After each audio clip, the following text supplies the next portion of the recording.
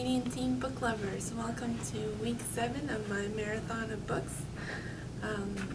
This week I finished my journey through Nova Scotia, which was over 4 weeks long, and I started my journey through Prince Edward Island.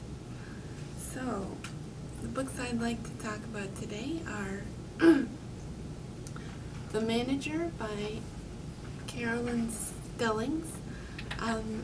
It's a very interesting story about this young woman who is short. Technically, she could be classified as a dwarf or a small person, but she hates both of those titles.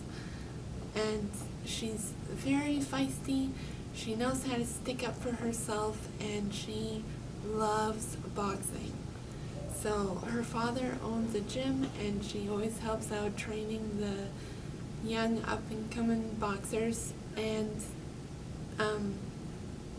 one day when she's had enough because she isn't getting the recognition she deserves, she takes off on the road because she's going to have surgery to make her taller, but on the way she runs into this boxer whose manager is forced to quit, and she takes over for him. And it's all about this boxer named, his last name is Mankiller, and Tina, and how they rise to the top together. I loved it. It has such spirit. Next up, we have my first graphic novel of the journey, I think, and it's Friends with Boys by Faith Erin Hicks. I loved it. It was just so much fun.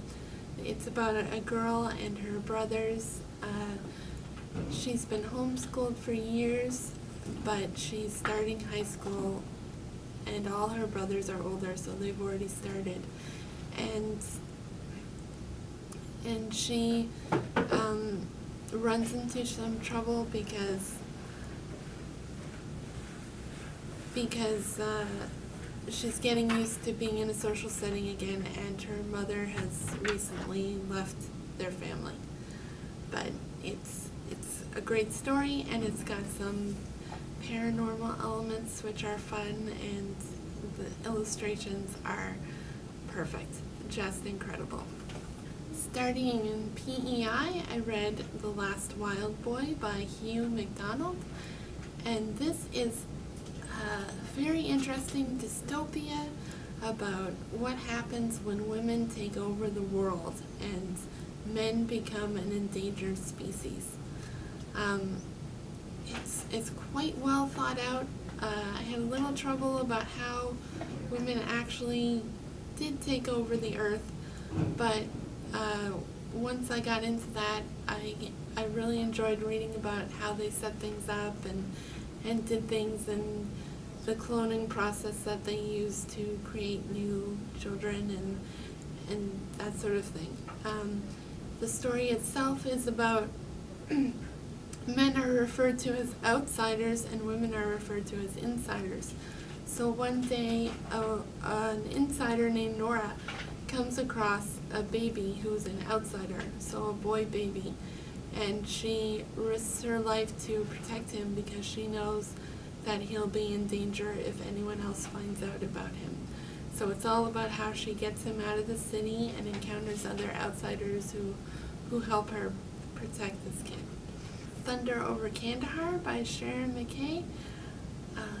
It's a great book. It's really an eye-opening one. It's all about this girl who's in her early teens growing up in Afghanistan because her parents have decided to come back to Afghanistan to help the country recuperate after the war. But her parents are pretty liberal, and their beliefs clash with what's still going on in the country, and they run into some very dangerous situations. And Yasmin, the main character, makes a friend there, and they are put in danger when Yasmin's parents are attacked. And then it's all about how Yasmin and her friend journey through the desert to find a safe place. It's a great adventure book too. Last but not least, I have Light the Way Home by Nancy Russell. This is a great book if you're looking for an authentic book about Prince Edward Island. It's a story about Christine, and her parents move her from Toronto to Prince Edward Island for the sake of a job after her father is laid off. And she's very angry about it because she doesn't want to leave her friends. But it turns out to be a life-changing experience, and it helps her grow as a person as she gets involved in something that seems relatively simple, which is trying to preserve the historical aspect of a local lighthouse and the people that live there. It's beautifully written. I felt like I was truly in PEI when I was reading it, and I loved it. If you're paying attention to my list on the website, you might have noticed that I had Rink of Dreams by Nancy Russell, but I never read it. That was because I couldn't get a copy.